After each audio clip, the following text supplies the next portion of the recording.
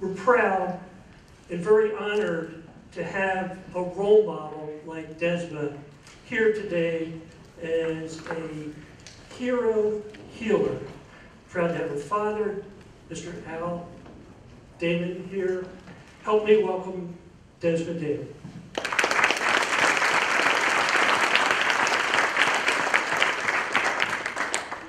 Thank you.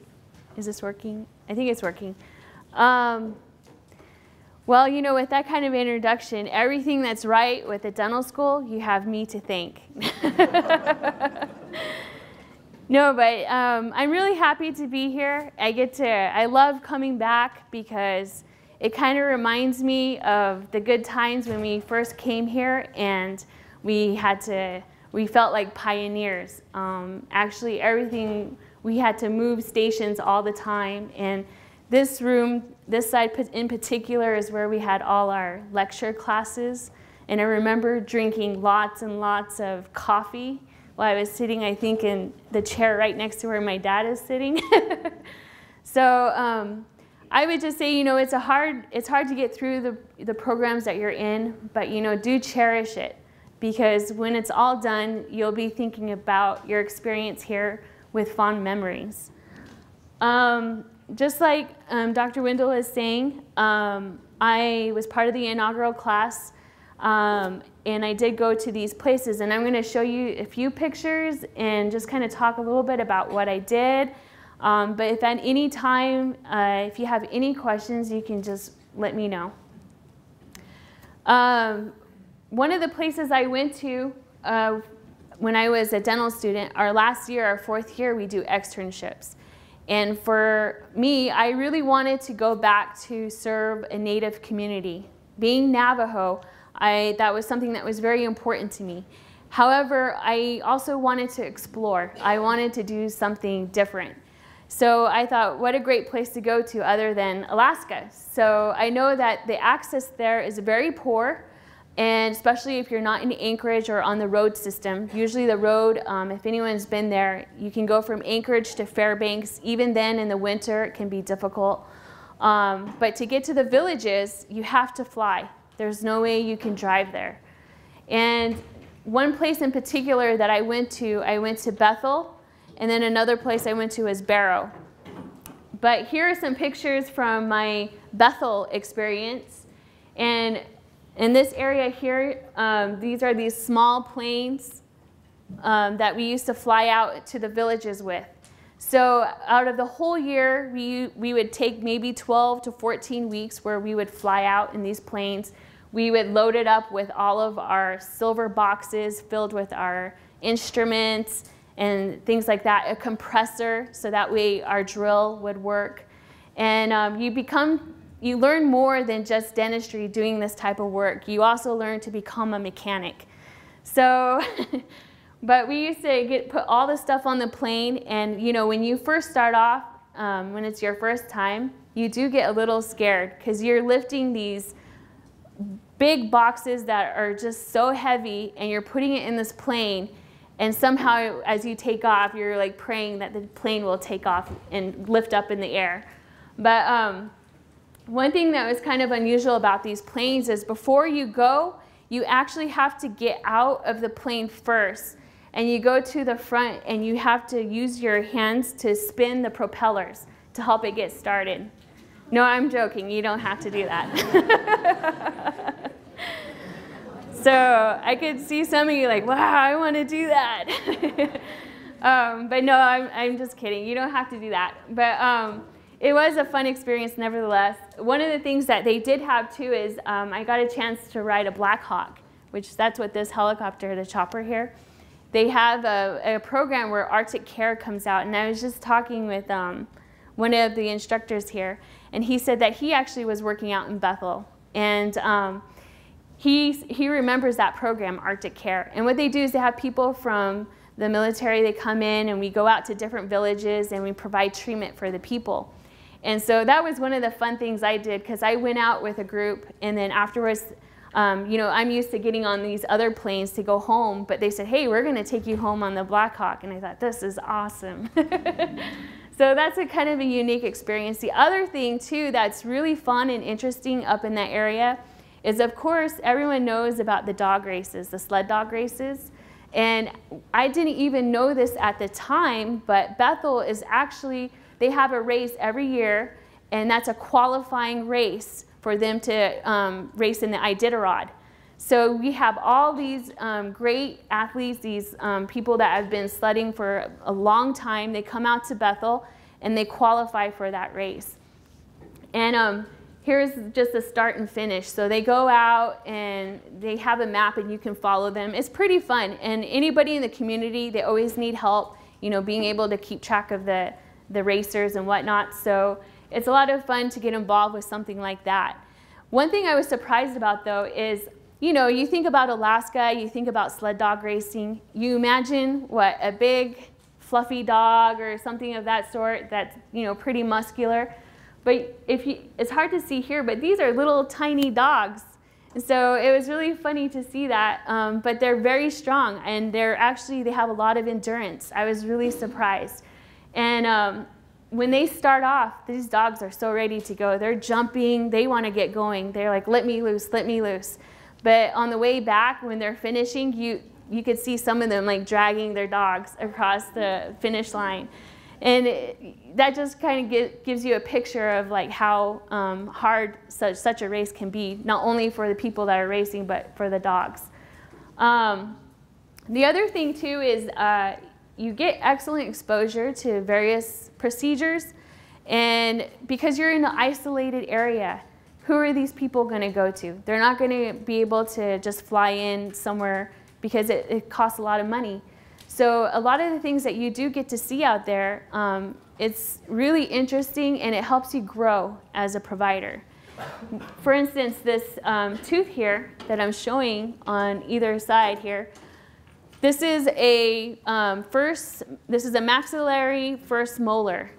So I know some of you who are dentists, this is like what you would see as a cusp of Carabelli, but these are very exaggerated and there's 2 cusps there. So when I took this tooth out, it actually, you can't really see it, but on this other side of these cusps here, there was a very deep decay that was going deep into the tooth, and they didn't choose to be seen by endodontists or anything like that. They just wanted the tooth to be taken out. So we took the tooth out, and I couldn't resist but take a picture of it. So dental nerd, right? Now here's another picture. How many of you know where Barrow, Alaska is? Okay, for those of you who don't know where Barrow is, if you look at the map of Alaska, you have Anchorage, which is somewhat south center area, then you have Fairbanks. If you go all the way to the top, the most northern part, that is where you're going to find Barrow. And I actually went there for an externship, and I was considering working there, but the only reason why I changed my mind is because Bethel, I just felt like I really connected with the dentist there. And there was more dentists and other providers that were there that I seemed to get along with really well. So being in an isolated area, you know, you're there for the adventure, but you also want to be able to have a community with you. But this is a picture. When I got there just in time. It was in October, and they said, oh, you just got here because the next day, tomorrow, we're actually starting whaling season. So I kind of asked more questions about that, and they said, yeah, we have whaling groups that go out, and you know, the whales are going to start coming in pretty soon. So the next morning, I went to clinic, and all of a sudden, they were getting phone calls, you know, here and there, left and right. And I was really surprised, but everyone was like, the word got around fast. Someone in this group got a whale. This other group, you know, they were like keeping tabs on who had got a whale. So we found out that this group got a whale, and the director there, you know, she told me, she's like, you know, I know where they take them. Did you want to see it? You want us to go to where they're, you know, basically butchering the whale? And I said, okay. So after work, we jumped in her car, and when we got there, this is what I saw. And so this is obviously some part of the whale. I don't know whale anatomy that well, but I would imagine that this is something like the back or something of that sort. But what they did is they started making piles of the meat. And that's how they live on a subsistence type of living. So each family that is of that community in Barrow, they're going to get one of these, I guess, piles of meat that they can use. And that's what they keep during the winter. And that's how they survive. And if you eat this kind of meat, it's really surprising. This plus salmon, you know, because where I was at in Bethel, they live by subsistence as well. And so all during the summer, they're fishing. And what they do is they cut up the salmon and then they dry it, and it becomes almost like a salmon jerky. And they keep that during the winter. And if you eat just like a couple of, you know, the sticks of jerky that they make, you get really full pretty quick. So I could see why they, you know, use this method still. And plus, you know, they're taking care of the community, which I really thought was neat.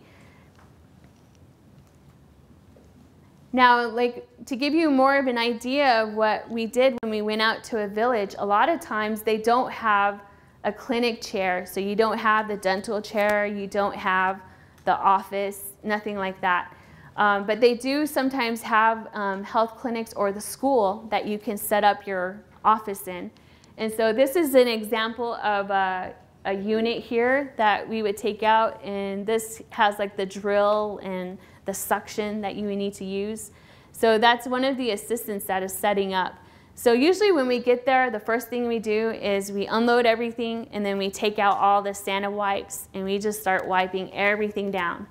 And then we kind of set up a sterile area. You have to have, you know, obviously sterile area and then dirty area. You know, you do need to follow those. So it's good that you become aware of that. So while you're in school, I mean, like I said, this is a good opportunity for you to try to absorb as much information as possible in whatever field you're in, because you never know when you're going to need it. Then the other thing I got a chance to do is, because I'm Navajo, a lot of times, I don't know if some of you have heard, but they have information that studies that maybe people from the Navajo were actually originated from Alaska area.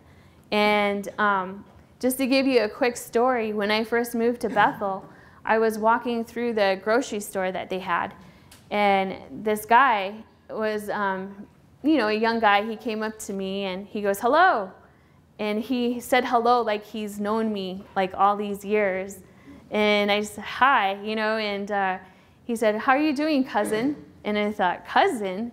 And then he says, "Well, are you Navajo?" Because he, just by looking at me, he could tell that I was Navajo, which I was surprised. And I said, "Yes." He goes, "Well, I'm Athabascan, so you're my cousin. Hello, cousin." So I just kind of laughed, and I thought, "Oh, okay, yeah, hi, cousin." And, you know, so I thought that was pretty neat. But they do say the Athabascan people may be descendants of the Navajo. And so when I actually got a chance to go to a village that was mostly Athabascan, Bethel is more in like the Yupik area. That's the tribal nation that's there. They're called Yupik. But if you go north, that's the Yukon area. And so that's where you're going to come across more Athabascan. And so this here is a village called Shagluk. And in Shagluk, I noticed they had this type of house here, which you can see. Actually, this was big enough. I think this is where the community would have their meetings. And to me, when I saw this, I immediately thought of my culture. And I thought, wow, isn't this something? Being Navajo and hearing, you know, I knew of this research and the studies, a possibility of us originating from this group of people. And I thought, look at the comparison. This is back at my home area. And this is a hogan. And then I don't remember what they called this, but you can see the similarities. And so I thought that was really neat. And then also what I found out when I was there was the language. Some of the words were similar. So for us in Navajo, when we say bear, we say shush. And so the health aide that I was working with there, I asked her, "How do you say bear in Athabascan?" And she said it the same way, shush. So it was really neat to go there and kind of get that connection with them. And it kind of like, in a way, it sort of it's almost like you're finding a part of yourself that you didn't know was there before. So that was a really unique experience. And then, of course, I think one thing that's a reminder to all of us is think about why you're even here at school, why you're working so hard to become what you want to become, like a physician, a dentist, a physical therapist, an audiologist, whatever field you might be in. It's for the community. These kids, they're pretty funny. These ones, I went out to a village near Barrow, and that's where these kids were. And my favorite is this little one with the fur right here. I don't know why he's not smiling. I mean, maybe it's because he knows I'm a dentist. I don't know. But they had a kids program there. So they would check all the kids' teeth. And what would happen is if they didn't have any cavities that whole year, then they would throw them a pizza party. So all these kids had no cavities. So that was why they're all holding a slice of pizza. So that's the main reason why I went back, that I wanted to become a dentist. I had heard some stories from my family. They go to a dentist, dentist is not taking care, they just want to get the job done. And, their experience is traumatizing.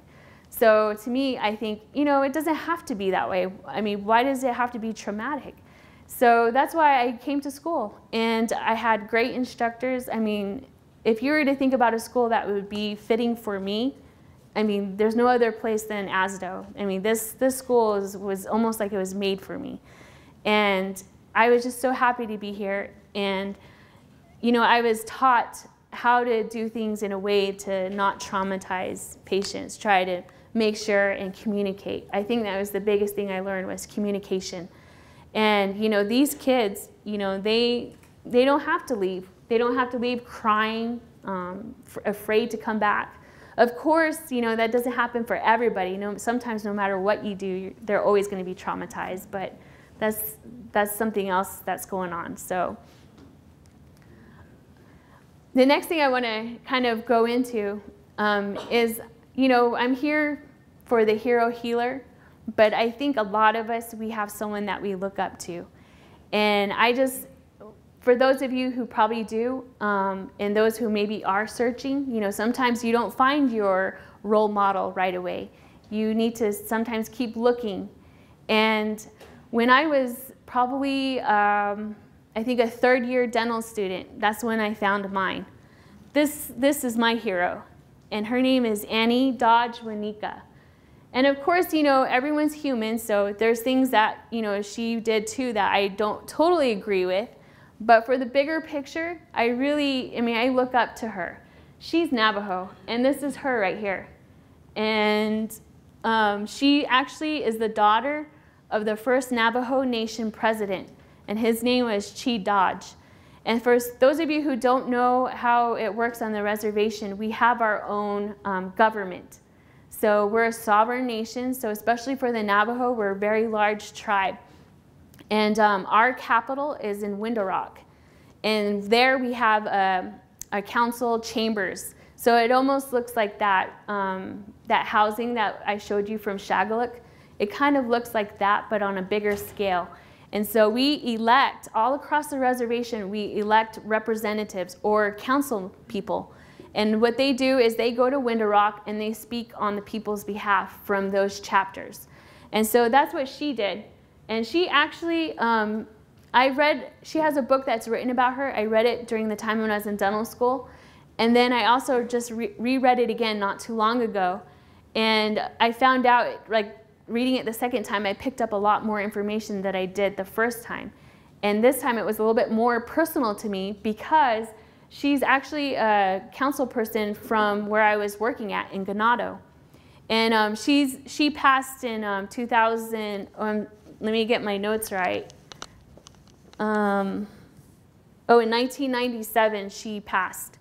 And she ended up with Alzheimer's, and that's when she passed away. It was in 1997. But the things that she did really are inspiring. She was part of the tribal council. She was the second woman elected to that tribal council. And she served for like, you know, I think it's like 26 years, well, 1951 to 1978. And during her first part of her time with the council, she was part of this committee. They make these committees. And this one was Health and Welfare Committee. And the problems that they had at that time was with tuberculosis. People were getting, you know, TB, you know, even across the nation. But for the Navajo people, the American Indian people on that reservation, it was almost like 10 times the level of what the rest of the nation was dealing with. So there had to be something that needed to happen, and she knew this. So what she ended up doing is she went to these IHS doctors that, I think this was at Sage Memorial Hospital, which again, you know, that personal level, I read it second time, I was working there, so it's kind of neat to read that. But she went there, and for 3 months, she went through intense training, saying, tell me everything you guys know about tuberculosis. What do you guys, how do you check for it? What are the symptoms? How do you think the people here are, you know, contracting this? What do they need to do to prevent, you know, passing it on to their loved ones? I want to know everything. So for 3 months, she went through this. And then what she did after that is she ended up getting in her pickup truck, and she started driving out to all across the reservation. She went to Hogan after Hogan, and she would go talk to the people, say, this is what this disease is. This is what you need to do about it. This is how you need to clean your dishes. You need to clean this, or, you know, giving them advice on what they can do so that way their loved ones don't get TB. The other problem, though, that she faced, which for the IHS doctors, people that weren't culturally competent of the Navajo people, what they didn't understand, there was another side to this. The Navajo people, sometimes when you're afflicted with an illness or anything of that, it can be that you have something like a bacteria, but the other part of it too is it could be a spiritual thing. Maybe there's some kind of bad medicine or bad spirit that is with you, and you're not able to function like you normally do. Sometimes people say it's like they're witched or something of that sort. And then they go to a medicine man. The medicine man will do the prayers, they're almost like our doctors. They'll look at us and see what's wrong, and then they'll take care of us. So a lot of the Navajo people at that time were still very traditional. So instead of going to a physician and following the treatment that they suggested, a lot of times they would just leave, and then they would go see a medicine man. But they didn't understand that that's not the right treatment at that time. So she was very integral, you know, she had a very important position as far as like communicating with these traditional Navajo people.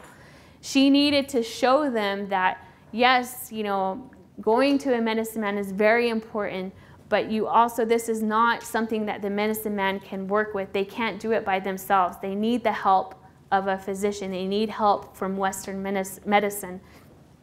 And so she had, only way she could do that is traveling from Hogan to Hogan and educating, showing them how to take care of things. And eventually, you know, she did challenge a lot of medicine men, and sometimes she was there on her own. But she stood her ground, and she made sure she gave them the information they needed. And eventually the people understood, and they started getting treatment, and things started to improve. So, you know, the good story about this is it got to the point where TB was pretty much controlled. And it was through her efforts and many miles in her pickup truck. So if those of you haven't been on the reservation, that's something that's kind of a unique experience as well.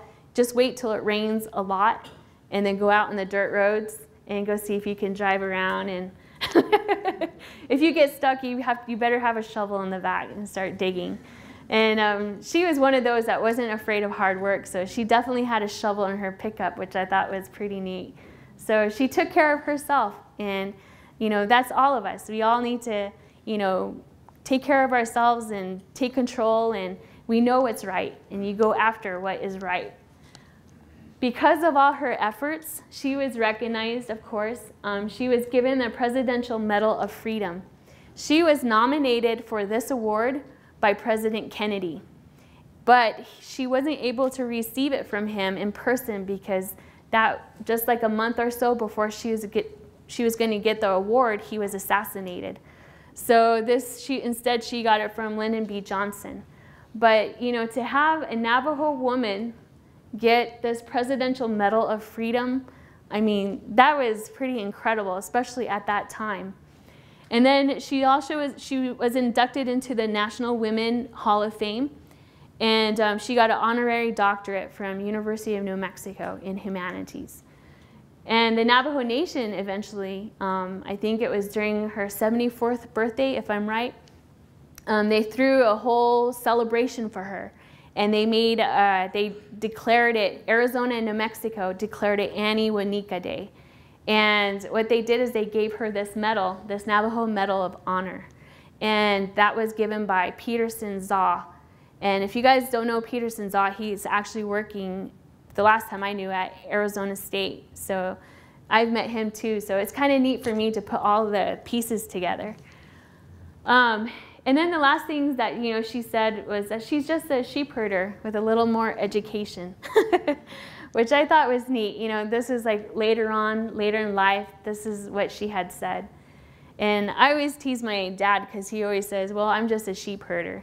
So sometimes I go around and say, well, I'm just a sheep herder's daughter. So that brings me to this point, integrity. Of course, priority are the patients and the community. And what I was trying to show you with my hero is that you got to aim high. You got to look up to someone who has achieved almost something impossible. Because if you find somebody like that, then for your own life, you're going to be reaching for that. And just imagine the difference that you'll make as a person, trying to achieve those types of goals. So find inspiration that matches your values. For her, she matches me. She matches me because I'm a Navajo woman. I'm doing something that maybe is not that common, meaning that I went to dental school and I became a dentist. Especially the fact that, I'm giving this speech right now. A lot of Navajo people sometimes get very shy. They don't want to get up and talk. But I learned that if I'm going to stand up for my people and give the correct perspective, then I got to say something. And I think that goes for each one of you. Each one of you come from a certain background. And if you don't stand up and say something, then how are we ever going to learn? So the other thing too is that she's very proud about being Navajo. If you remember some of the pictures I showed you, she's getting that Medal of Freedom Award from Lyndon B. Johnson, President Johnson, and she's dressed in her traditional wear, her regalia. And she had no shame walking in Washington, D.C. down those streets when people are wearing the black business suits and things like that. She had no shame of wearing her long dress, her skirt, her blouse that we wear, a pendant, things like that. She was proud. And she had her hair up in a cierre, which means like a bun. And so, those are the things that I think each of us should be proud of. Who you are and where you come from, those are things that you can represent in the way that you do things in your daily life. Take action. She always said, basically what this means is I'll go and do more. What she was saying is, even though she got these awards, the next day she would wake up in the morning and say, okay, I got that award, so what? She knew it was important, she was very honored, but she basically saying, that's not the end. I'm going to go out and I'm going to do more. This isn't the stopping point. I think sometimes you work and work to try and achieve something, and then you think, okay, well, I'm done. But no, for her, she got up the next morning and said, okay, I'm going to go do more now. So that's something I think that's really important for us that are here, because you're in a position because you are a leader and you got to the school because of that reason. So when you graduate, you're going to be a leader in your community. So even though you're helping day to day today, you should always be going home, waking up the next morning, okay, I'm going to get up and I'm going to do more. And I think that's a good motto for all of us to hold on to. And the other thing I wanted to let you know is that one of the things that I'm involved with, which is kind of interesting, is I was working at Sage Memorial Hospital in Ganado, but I saw some activity from our CEO that seemed illegal. And so what I did is I said, I cannot be a part of this, and I resigned. And so right now what I'm doing is I'm working with a group of other people that also resigned. And we're going to the Navajo Nation Council. We're talking to them, telling them the information that we found out. We have some evidence, and to not give you a long story, but basically the CEO managed to have a company that he was using to Sage Memorial Hospital, which is a nonprofit hospital. He was using that to divert to his own company and basically get rich. And so, I mean, really, it was just a big mess. And but what I'm really proud of is that I said I'm not going to be a part of it, and I'm going to do something about it. And I think that's why integrity is so important. When you are finished, even now while you're in school, do not take shortcuts. If you think, oh, it's Friday, I need to go do, I don't want to be here, I want to go do something else, you know, I can just do it really quick, make sure it's done. I think you should rethink that and say, no, I'm here because it needs to be done right. Okay, I want to go do this, but you know what, this is important, because this is going to be a reflection of you. So you need to make sure you go back and don't take shortcuts, do it right. And you're just going to feel so much better in the end. And if that's anything I can leave you with, I think that's something that I've been learning, and I try to hold myself to that. It's very hard, but you know, if you keep trying to remind yourself to keep that type of integrity, then you're going to be nothing but an excellent provider. Thank you so much for your time. I was really happy, and I feel very honored to be here, and that you all were here to listen. And if you have any questions, I'll be up here at the front. Thank you.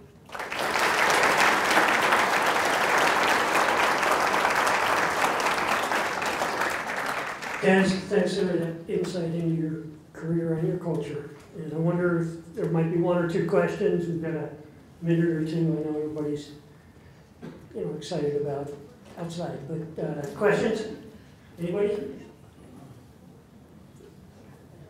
Go.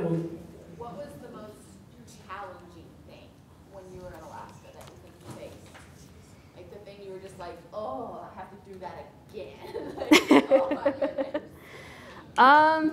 To be honest, I think the hardest part of being in Alaska was the traveling sometimes. And then like being in a little dinky clinic. And at one point I was in one clinic in a very small village, and it was very windy. And so in Bethel, it's on a tundra, so the ground is unstable in a way, and so you have to build everything off the ground. And so this little clinic building, it got very windy, so I think you know where the story is going. It started to wave, and I thought, oh my gosh, I hope this building doesn't collapse. But those kind of conditions were sometimes very difficult, but I actually think about it with fond memories too, because I feel like it made me tougher. And of course the clinical part too. You know, there's times when I came across very difficult procedures, and I just was like, I don't know if I can do this. But you know, thank goodness I had such great instructors, because I was able to just take a break and refocus and say, okay, step one, what did Dr. Millard always say? Okay, make sure I can see the tooth. And then, you know, so you go through that process again. But it's funny, but you know, when it comes down to it, you got to go back through, okay, what did Dr. Jasper say? You got to do this, you know. So then pretty soon you find yourself working out of that problem. And I think those were probably the most challenging times, is when I came across things like that. One more? Anybody? I have a question. Yes? So you're a native, going to a native community, but you were still an outsider. How were you received, and how were other providers that you worked with, how were they received to community as an outsider? That's a great question. I could say that, you know, being how I am, the way that I physically look, going to that community, they knew that I had, you know, some background. And I think they received me really well. But of course, that's because I made efforts too. I talked to them and I asked them questions, and I listened. You know, I made sure I listened. Because I think a lot of times in those kind of environments, they're not used to people, when they go see a provider, they're used to the provider maybe doing something else while they're trying to talk to you. But if you just stop and listen to them, then they appreciate that. They respect you more. All of a sudden, you just went from being a provider to, okay, this is my doctor, you know? The people that weren't of my background, I think what helped is it did take a little bit more time for them, but I think what really helped is they got involved with the community. When there was some kind of event going on, they made a point to be there. When the patients came in, they would ask questions. Oh, you know, how's fishing going? Where do you guys go fish? And, you know, they try to find a common ground. And I think also they learn about the culture. And that's kind of what I talked about earlier, is cultural competence, meaning that you learn more of that culture so you know how to address certain issues with that. I can give you an example. Being Navajo, and I know they do a lot of fishing in Bethel, if I wanted to say you needed to have a root canal, I mean, how are they going to understand what that means?